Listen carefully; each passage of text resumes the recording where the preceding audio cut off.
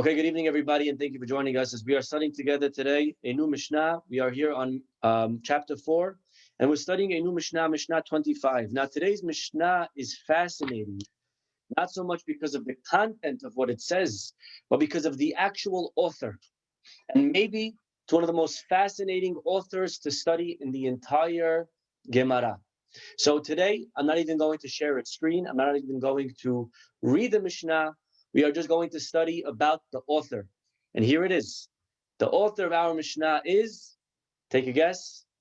Give it a, you want to write down your guesses of who we're talking about today, and we'll allow you to do so. And if not, we'll begin. Give it a couple of seconds.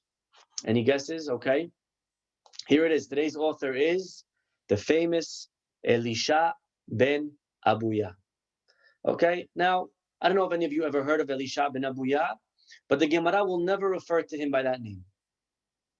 He is referred to in the Gemara by the name of 3 letters, Acher, the other one, or like Lord Voldemort, he who must not be named. Okay, we don't use his name. We don't call him Elisha ben Abuya. We call him Acher. Okay, and who is Acher? So let's go from the beginning. And again, it's a very tragic figure, maybe one of the most in Jewish history. He was a very great Torah scholar. When he was born, his father made a very, very big party at his Brit Milah. And he invited all of the rabbis to the party. And after the Brit Milah, there was food, there was singing, there was dancing, it was joyous, it was festive. Imagine this little baby boy, Elisha, Mazal Tov. And at the Brit Milah, there were 2 very big rabbis that you have heard of. The names are Rabbi Yoshua and Rabbi Eliezer. Well, of course, they're not going to waste their time dancing and singing nonsense. They're learning Torah. And they went off to the side and they sat and they studied Torah the entire time. Well, the Gemara tells us that as they were studying, they were so engulfed that a fire came down from the heavens, a spiritual fire, and it surrounded them and their studying of Torah. Well, Elisha's father, Abuya, he saw this fire and he said, "What is going on?" And they explained to him that the Torah, when the Torah was given at Har Sinai, there was a fire, and that same fire is coming down now as we are studying the Torah. When Abuya heard this, he said, "If that is the case, then I want my son to go off and to study Torah forever." Now, that is beautiful. There's one problem. His motivation of why his son should study was not pure. One should study Torah because it's the right thing to do. One should not study for honor. One should not study because they want to get this amazing fire to come down from the heavens. And because it was impure, there was a tiny lack of purity, so Elisha wasn't fully protected. And therefore, if he wanted to go off, he had that door open to him. There is a big discussion. What was the episode that caused Elisha to go off the derech? Imagine a big rabbi. Try to picture a big rabbi, okay? Big beard, big hat, big peot, huge rabbi. And all of a sudden, you see him one day, no beard, no peot, no kippah, with a beer in one hand and a girl in the other, right? This right? What happened, Rabbi? Something must have happened. What happened that caused, what was the moment? What was the episode that caused him to go, what we call off the beat, off the derech? Well, there are different reasons. But one of the reasons the Gemara tells us, it's actually a Yerushalmi. Take a look at this Yerushalmi, fascinating. The Yerushalmi says in Masechet Chagiga, one time he was studying in the valley of Ginosar. Okay, Ginotar. Anyways, he saw someone who his father commanded him to go up and get him an egg from a tree. So this person starts climbing the tree to fulfill the mitzvah of Kibud Avayim. Now remember, Kibud Avayim is one of the mitzvot, the only 2 mitzvot, one of the only 2 in the whole Torah that it's written that if you do it, you will get long life. Well, beautiful. So this kid is listening to his father. He's going up to get the eggs, and he's about to do Kibud Avayim. He gets up to the top of the tree. Oh my gosh, there is another mitzvah waiting for him. The mother was there. And the Torah says, don't take the eggs when the mother's there. That's called Shiluah Hakin. So he shoos away the mother. And he takes the eggs. And Elisha is there. He sees, oh my gosh, this kid just did the 2 mitzvot in the Torah, the only 2, mind you, and it explicitly says that you will get long life. And as the kid comes down the tree, 2 virgins, either he falls or he gets bitten by a snake, and the kid dies. And Elisha was not able to handle this. He couldn't make sense. How could it be? The Torah promises long life. And he walked away from this concluding the Torah has to be fake. There is no judge. There is no afterlife. There's nothing. And it was this that caused him to drop all of his learning, all of his teachings, and to become a heretic. That is one opinion of what happened. There is another opinion, and again, it's the same idea. And that is that he saw Rabbi Yehuda Nachtom, who was one of the 10 martyrs. When he saw Rabbi Yehuda's tongue in a dog's mouth being bitten and blood coming out of the tongue, Rabbi Elisha ben Abuya said, this is the Torah and this is its reward. This big rabbi, Rabbi Yehuda, should have his tongue getting bitten and chewed by a dog. I'm out. And this was the impetus of why Elisha ben Abuya left the folds of Judaism. You know, Elisha's student. Anyone know who his student was? Elisha had one of the most famous students and most biggest tzaddikim students of the entire Mishnayot. The famous, very good, everyone's got it, Rabbi Meir Baal Hanes. Famous Rabbi Meir. Every Mishnah has his name. And Rabbi Meir was the student of Elisha ben Abuya. Gemara tells us that one time Rabbi Meir was giving a class. This is in Masechet Chagigah, page 14b. The Gemara says that one time Rabbi Meir was giving a shiur on Shabbat. That's when the rabbis were able to give shiurim. All week long, everyone's working. On Shabbat, everyone is resting from work. They come and they listen to words of beautiful Torah. And he's sitting and giving the whole class to everybody that's present at the synagogue. All of a sudden, one of the students, and this is in the city of Tiberia. Okay, this was a shiur taking place in Tiberia. Okay, Tiberias. We know Tiberias, yes, next to the Kinneret. Okay, well, anyways, he was giving a discourse, and one of the people said, "Your Rebbe Elisha ben Abuya is outside." When Rav Meir heard that, he said, okay, everyone go home. He stopped the class and he ran outside to his Rebbe. This was, mind you, after his Rebbe already went off the path. This is already after Elisha went off the derech. He immediately went outside and he started accompanying his former teacher, who on Shabbat was riding a horse. Now we know that you're not allowed to ride an animal on Shabbat. It's one of the gezerot that the rabbis instituted. One's not allowed to ride an animal on Shabbat, even if you paid beforehand, no matter what the excuse is, of course, unless your life is on the line. But people don't know that. One cannot ride an animal on Shabbat. And Elisha was on an animal, of course, clearly defying Torah and Halakha. And he's on his horse, and they're going, and Rabbi Meir is walking. And as he's walking alongside his teacher, he's telling his teacher all about the class that he was just giving to the Beit Midrash. Well, every line, Elisha would say to his student, Rabbi Meir, you know, Rabbi Akiva said the same thing in this Masechet in that way. And then Rabbi Meir would continue, and Elisha would say, "Oh, and he said that also in that Masechet, and he quoted this, and he quoted that." And basically, Elisha had it all; he had everything. And Rabbi Meir is there, and finally, at one point, Elisha turns and he says to Rabbi Meir the famous words. And this is one of the most moving Gemaras in the entire Shas. Rabotai, you got to hear this. And he turns to his student and he says, Ad kan techum Shabbat.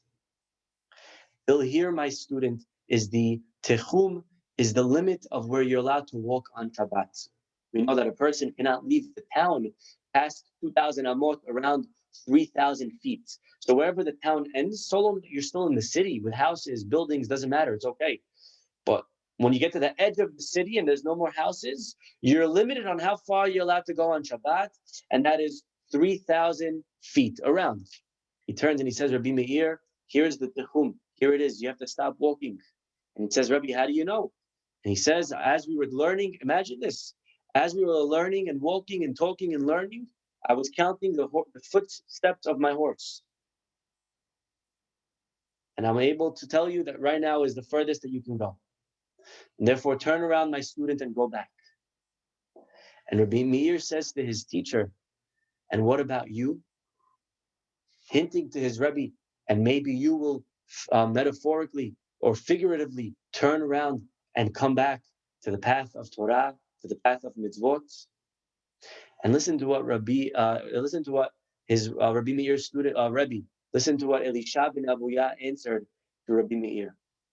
He said to him, I, one time on Yom Kippur that fell out on Shabbat, and I was riding my horse, and as I was riding my horse and I passed by the Bet HaMidrash, I heard a bat call, I heard a voice from the heavens, and the voice was crying and saying, Shuvu banim shovevim, return, oh return, all of my children, return, no matter what you did, come back to me, I'm going to forgive you.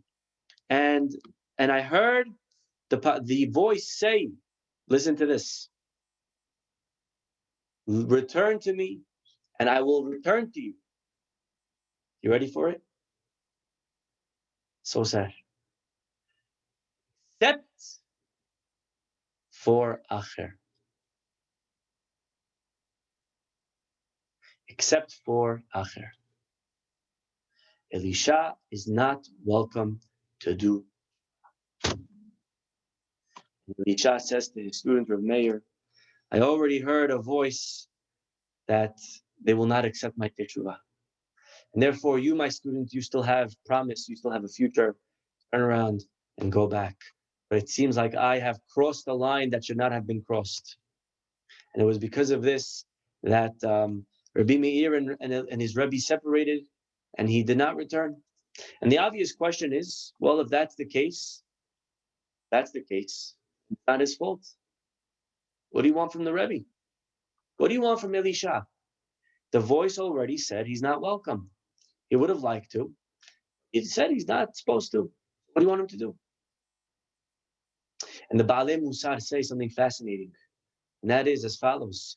Elisha was on the spiritual level. He was on the level to know. Deep down, he should have known that that voice was a test. It was not a legitimate voice. And they were testing him from the heavens to see would he listen to it or would he not. And he was holding on the level to be able to say, I don't care what the voice says. I know teshuvah is always an option. And because of this, he is held accountable for what he does. However, according to one teaching, at the end of his life, Elisha actually, when he was near his death, his loyal student Rabbi Meir visits him.